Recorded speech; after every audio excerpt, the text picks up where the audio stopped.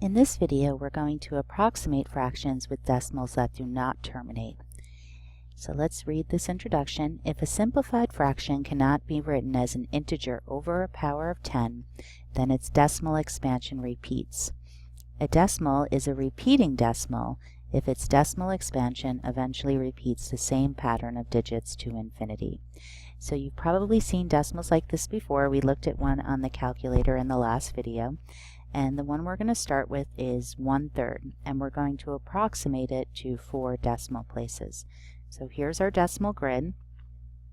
So I'm going to start by grouping the columns into 3s. There's 3, there's 3, and there's 3. So that would be the first 9 columns. And now we're going to shade 1 out of every 3 columns, because we're approximating 1/3. So 1 out of 3, 1 out of 3, and 1 out of 3. Now we still have this last column to deal with. So I'm going to group that into 3s as much as I can. There's 3, there's 3, and there's 3. And it looks like I'm going to have 1 left over, but I'm going to shade 1 out of every 3 we have here. So far we have 3 orange strips and 3 yellow squares, or 3/10 and 3/100. So what are we going to do with this last little hundredth down here? We need to shade 1 out of 3 of that. So in the past, we would zoom in. You might remember the grid before.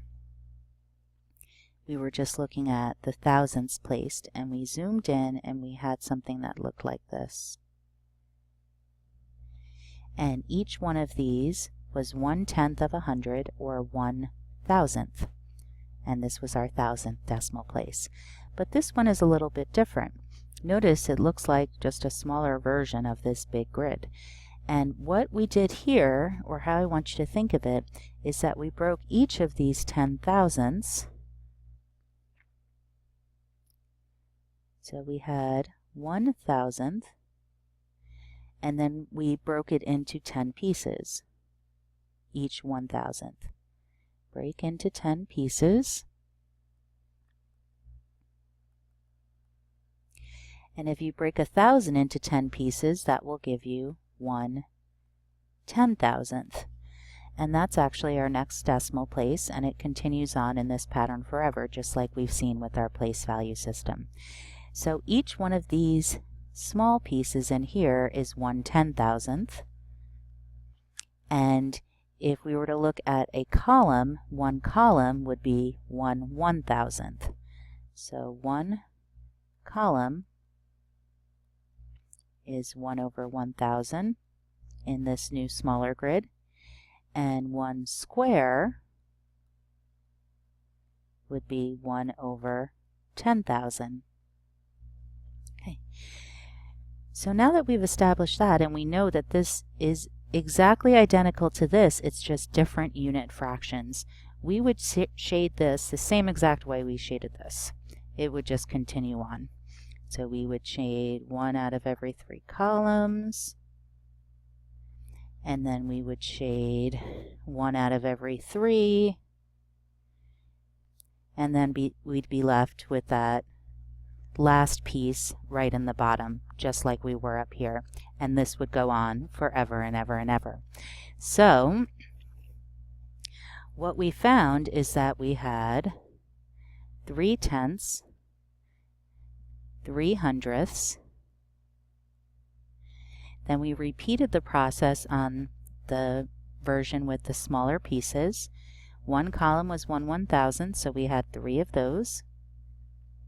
One square is 1/10,000th. We had 3 of those. And as you can imagine, this would continue on forever and ever. And I'm going to add the 100,000ths place because it's there.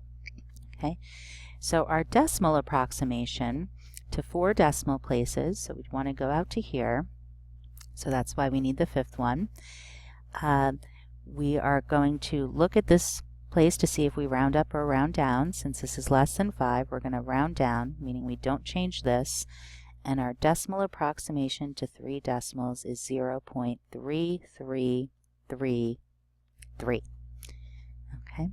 so notice this is a decimal approximation. Okay, so lots of times students prefer to work with decimals rather than fractions, and lots of times your teachers will like you to stay with fractions before you change to decimals. And this is why 1/3 is exact. It has all of this infinite information, these 3's forever, in this nice little concise fraction. This is an approximation. Okay, so we're missing the infinite number of 3's after it.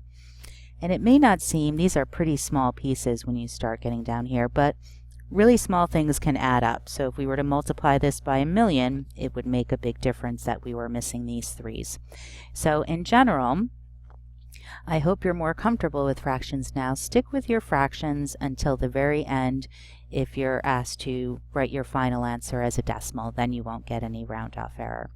Okay, so we'll learn other methods later. You can divide this on the calculator. We did this before. Divide 1 by 3, and you can see the decimal expansion there. Okay, but we want to see why these patterns make sense and why they're happening. Now we're going to look at one more, and this one is a little bit trickier. We're going to use the same idea, but it's trickier because the pieces are smaller and it's harder to group things into 11. So it says use the decimal grid to approximate 8 11ths to 4 decimal places. So let's see how we're going to do this. So each column has 10, so we need 8 out of every one column and one additional square. So here's how we're going to shade this, just to make it a little bit more simple. I am going to shade, we're going to do this by rows. I'm going to shade 8, and then I'm not going to shade 3. And here's how I'm going to show that. I'm going to use the one on the bottom. Okay, so out of these 11, I've shaded 8. Now this may seem like a weird thing to do, but it will make our end result a lot easier to deal with. So now let's do that again. In the second row, I'm going to shade 8, and I am not going to shade 3. Okay. So this is 8 out of these 11. Now I think you're probably seeing the pattern. Shade these 8.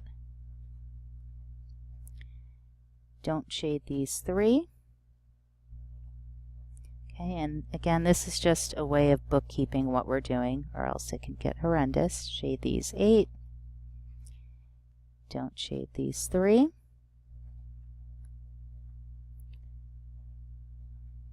And now I'm going to speed along a little bit quicker now that you're seeing the pattern.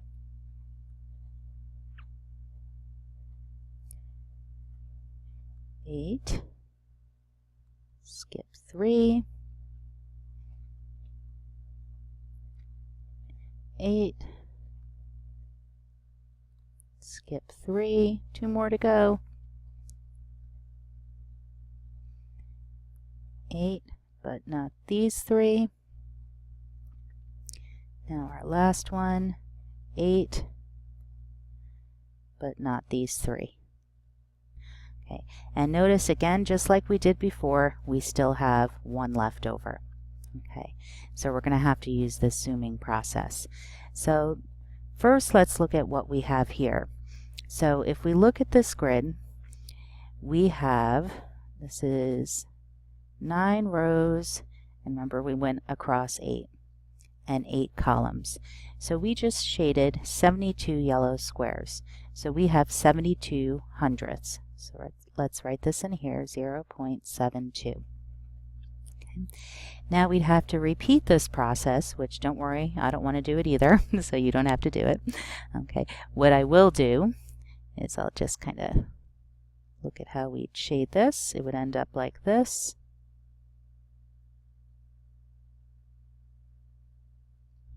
And we'd get 72 10,000ths. So that would go in the next decimal places. And we'd still have this one open that we need to shade 8 out of 11 of, and this would continue on forever and ever, a whole bunch of 72s.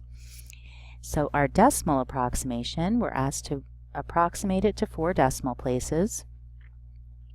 So let's go to the 1, 2, 3, 4th decimal place. So we want this digit to be our last digit. However, the digit to the right is greater than 5, so I'm going to round up and cross this out. So our decimal approximation is 0.7273. Okay. So I hope you saw those patterns and how these patterns repeat and why we get them with repeating decimals. And just a quick check, we'll check this on the calculator. 8 divided by 11. Notice we get the 72 repeating. Notice the calculator went out way more decimal places than us, but eventually it rounded up to 3, just like we did, but in a earlier decimal place.